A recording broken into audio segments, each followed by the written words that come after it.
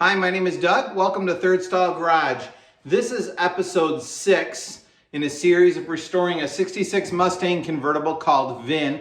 There are 5 other episodes. I encourage you to watch those if you hadn't. I would love it if you would subscribe, hit the notification bell, leave me a comment. What do you like? What suggestions do you have? How did you possibly approach problems differently than I did? I'd love to have you learn something from me, and I'd love to learn something from you as well. See you in a moment. We're going to learn how I handled this problem on my car.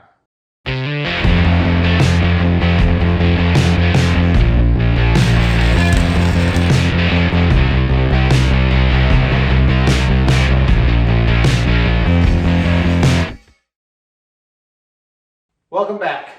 When I brought this car home, I realized since bringing it home that I have learned a lot about how to inspect a car. I'm sure I am not abnormal in this. Many of you have probably brought home a car and then afterwards found out, wow, the rust problem was worse than I thought. The engine problems had worse problems than I thought and whatnot. For me, one of them was some of the previous repairs, which I encourage you to watch in the previous episodes. The last problem I'm tackling that I know of so far is the straightness of the frame. When I brought it home, I assumed the frame was straight. I looked it over closely, didn't see any evidence of accidents or any, visibly bent things. Didn't go around and put a tape measure on everything when it was sitting on the ground at the sellers. Probably should have. Don't know whether I would have found anything or not, or whether I would have known what to do with the measurements. Once I got it home and got it up on jack stands, I started measuring at 5 different points along the frame. The rear, the back of the rear leaf spring, the front of the rear leaf spring, the frame rail right below the torque box, the frame rail right by the engine cross member, and the frame rail right at the very front. And what I realized is that my passenger side, particularly these 3 points here, were significantly lower than what they were on the driver's side. But I had no idea to know is that because my floor is not level, my jack stands aren't level.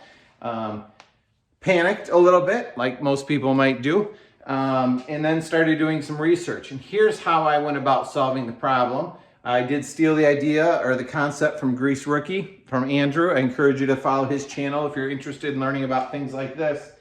Behind the rear axle in my car, I put on the ground a small laser level. That gives me a flat datum line to work from.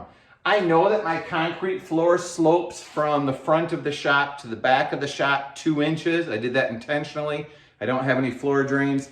I also know that I poured the concrete with some friends and it probably does this a little bit. I don't know for sure, but I definitely don't want that messing with my measurements. So using that laser datum line, I can then project a perfectly flat plane underneath the car and can measure off that with a tape measure down to, maybe a 1/16 of an inch, maybe a 32nd if I'm careful. That gives me a flat point to measure to. And then I can measure at those 5 points on the driver's side and those 5 points on the passenger side and give me measurements as to kind of where I am relative to that data point. So here you can see the small laser level. I bolted it to a 4x4 block with a little tripod of screws underneath it so that it would sit, level and not rock. And that shoots kind of a laser point around the car so that I can measure up. And I measured at 5 points, like I mentioned earlier. I measured off of the, sorry about the camera angle, the back of the frame rail here. I measured off of the center bolt line on the front of the leaf spring bolt or shackle. I measured right behind my jack stand there, and I'll talk about those shims in a minute. Measured right here, right there, I think, and then also right out here at the end of the frame rail. Here's a time lapse of me doing that measurement today to make sure that nothing had changed since I did it about a month ago.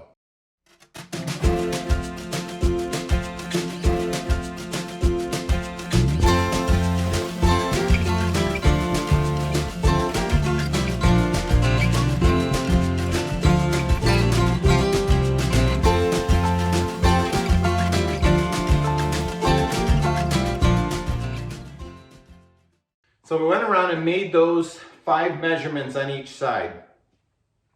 Then I went online and found factory specs for what a 65, 66 Mustang should be. I'll try to put a link to that in the description of this video.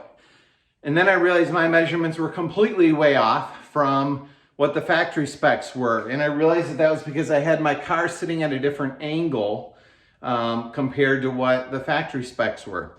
So then I took my data, compared it to the factory data, and realized that I needed to lower the front of my car. And I picked, if we call it, points 1, 2, 3, 4, 5, I picked points 2 and 3, which is the front and the back of the rocker basically, and tried to level the car so it would be sitting in the same plane as what the factory specs were.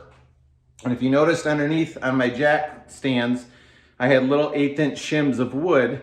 I worked really hard on shimming the car till it would be sitting in the same plane relative to what the factory specs were, and then went back through and did all my measurements again. I found that points 4 and 5 on my passenger and all 5 on my driver's side were remarkably close to factory specs. Within about 1/8 of an inch. And all of the spots, really except for this spot right here. And that one, I wasn't 100% sure where the factory spec was taken. So I didn't, to be honest with you, I didn't pay attention to that one quite as much. But what was disconcerting is that I found that this point here on the car, this point, and this point on the passenger side only were almost a full inch, almost 1 1/8 inches low on the outside, the end of the frame rail. So I had a pretty serious problem that I needed to figure out what to do and how to get that straight. A lot of asking questions. Online Facebook forums can be a great source of help, but you also need to realize you get a wide variety of answers there. And I had some people telling me my car was junk, don't ever send it down the road with anybody in it that I love, I hope you never drive this thing, you're gonna kill yourself. And other people telling me that I was heading on the right track and what I was doing made sense. And it was really scary and stressful to try to sort through some of that information. I ended up going to a few people that I know and I've trust, and I've built up, their respect has been built up in me, and kind of looking for some advice that way. I also had a previous car, not a Mustang, that I did bring to a frame shop, and I saw that a lot of what they did was simply just, pushing and forcing the metal back into the space it would need it to be. And sometimes you need to bend metal past the end of its elastic zone to get to the plastic deformation. And so when you let go of it, it doesn't quite come back quite as far as it did before. My hope was that that was something that I could do with this car to get this side of this frame rail to raise up. Now I have the advantage in this car, the fact that the firewall is out, the fender aprons are out, the cowl side panels or the kick panels are out. I think that gave me the advantage of having a car that will probably be more flexible. If all of this was in, it would continue to be locked into place more. As I pondered it and pondered it and pondered it, if I think of my floor pan with the rocker panels and the torque boxes being approximately where my hand is my floor pan was down a little bit this way, obviously exaggerated. My hope was that if I could bend this up a little farther than I need to, then it would relax back down here where it needed to be. I was worried about the car being so loose that things were all just going to kind of fall apart and fall in place. And what I realized is that these things are amazingly stiff. And with as much sheet metal and whatnot and the engine out that I have, it's actually impressively light. I can pick up the front of this by hand and the whole car is really quite rigid. So putting a jack stand underneath this side and jacking it up wasn't going to do anything. It's just going to lift this corner up. It's not going to bend anything. It's just way too stiff and way too light for the way it is. Impressive unibody construction for in the 60s.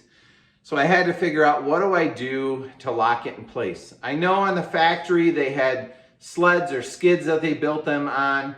The research that I've done has led me to believe that this car does not need to be, dialed in within 10 thousandths of an inch. If they got it to an 1/8 inch from the factory, that was probably good. I don't know that to be true. I've been advised that, and it makes sense to me. It seems logical.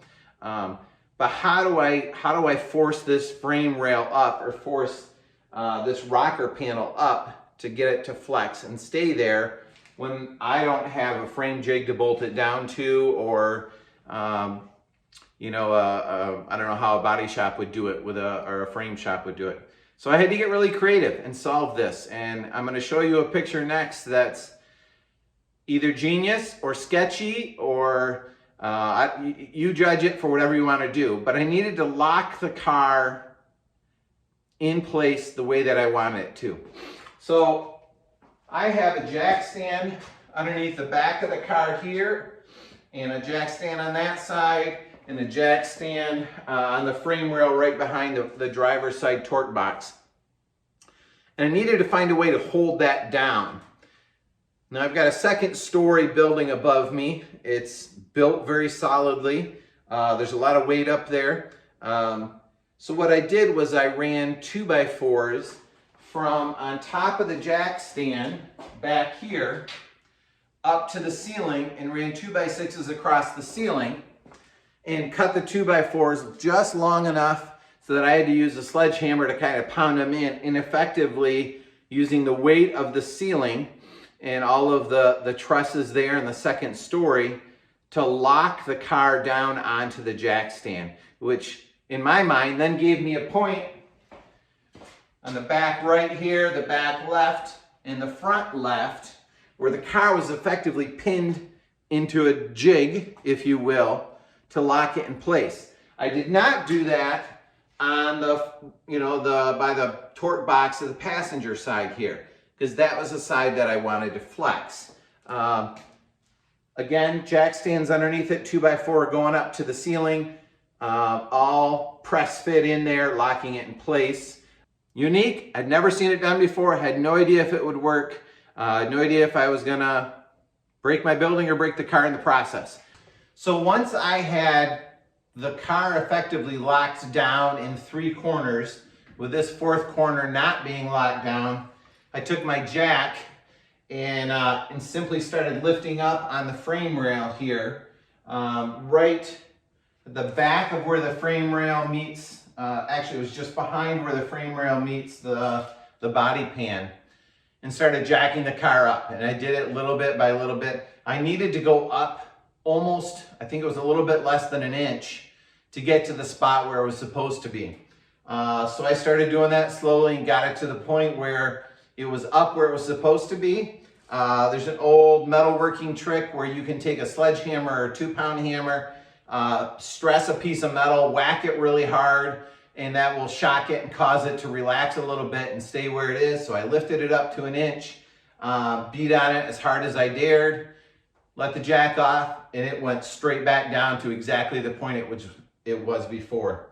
That was a little discouraging, so I jacked it back up again and went about a 1/2 inch past where level was supposed to be. Hit it with a hammer a bunch of times, lowered it back down, and went down to the exact same spot it was before. Now I'm starting to get a little bit discouraged. So I put the jack back under there again, and I go up a full inch past, so I've now jacked it up 2 inches. The point at which the 2x4 on the driver's side was starting to bow because there was so much up pressure on it. Amazingly stiff cars. And so I had to brace that 2x4 to keep it from curving. But at 2 inches, I could see the car flexing and creaking. You could also hear it a little bit in the ceiling above me. At 2 inches, hit it with a hammer, dropped it back down, went back down to the exact same spot it was before. No, at 2 inches it came down, and it stopped an 1/8 inch higher than it was before. So I had successfully bent the car enough towards level or towards square where I had gained 1/8 of an inch. I still had like 7/8 of an inch to go. In the end, I ended up repeating this over and over again. I even jacked it up and left it there for a few hours. Came right back down to where it was. That didn't gain me anything. The final time, I ended up going between 3 and 3.5 inches higher than its resting position. At that point in time, I had safety glasses on, I had gloves on, I was kind of facing the other way, the car was creaking. I'm pretty sure I lifted the second story of the house, of the garage, of the shop, about 1 inch on the left side, which means that the whole car was flexing. So I really didn't bend this side that far, but it was about 3.5 inches when I came back down, and it stayed at the height that I wanted it to. So it was a bunch of repetitions over and over until I finally got it to be where it needed to be. And that was a glorious moment. There were multiple times in there where I gave up, I walked away. I'm like, that's good enough. It's never gonna get better than that unless I dismantle the whole frame and rocker panel. And then I would get the courage to come back and try again. And eventually got this point to where it was within 1/8 inch of where it needed to be relative to the other side, and also within the factory spec. But that also gave me the problem that this point was now too high. And so I needed this point to go back down.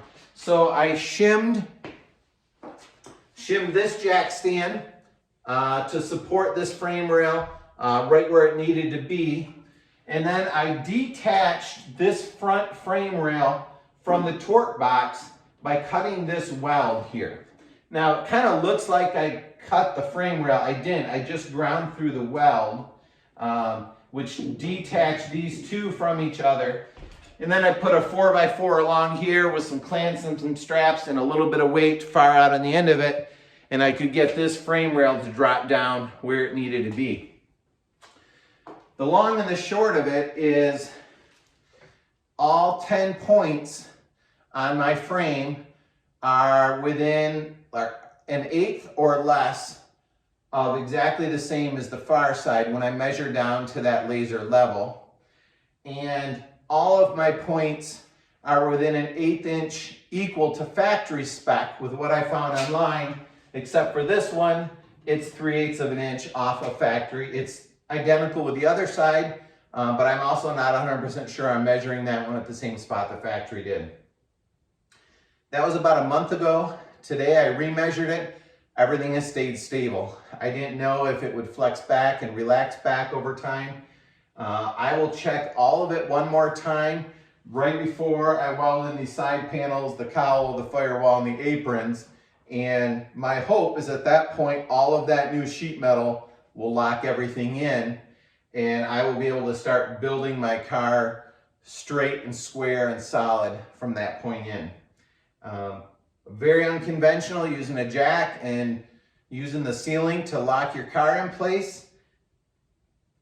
If I'm missing something and it doesn't work, or there's something that I don't see a downside to it, I would love to hear it before I go any further. But I think if you're trying to straighten a frame like this and you're creative and ingenuitive at home, you can find ways to do stuff. And I think this worked effectively. Nothing buckled or,